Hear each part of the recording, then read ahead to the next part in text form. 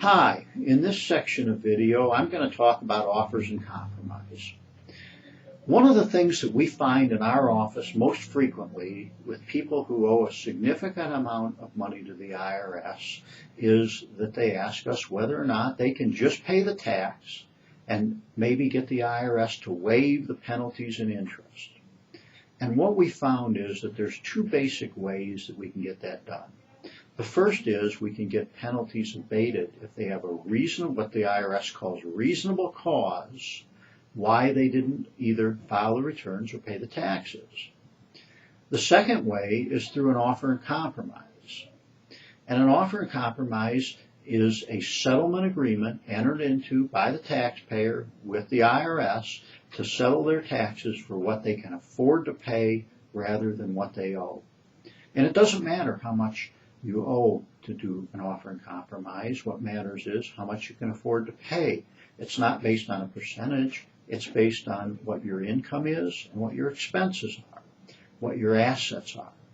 The IRS basically wants two things to settle your tax liability through an offer and compromise. First, they want as much as the value of your assets.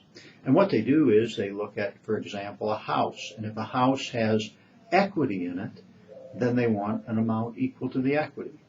They look at your assets, and you're allowed to exempt certain things, household goods, tools of your trade, and things of that nature are not counted when they figure out how much your assets are worth. Secondly, they want as much as they believe they can get out of your income for the next 4 to 5 years, depending on how the offer is structured. And what they do is they look at how much your income is expected to be. They have certain amounts that are allowed for living expenses, some geographic. For example, housing allowances are based on where you live. For example, if you live in New York City, they're going to allow you a lot more than if you live in a rural area that has a lower cost of living. So what happens is we file an offer and compromise with the IRS, and then after a period of waiting, they will negotiate with us. It takes an awful lot of paperwork, though, to do an offer and compromise. The IRS will take an absolutely close look and scrutinize your income, your expenses, and all the financial affairs that you've been involved in. To do an offer and compromise, you have to become totally transparent with the IRS.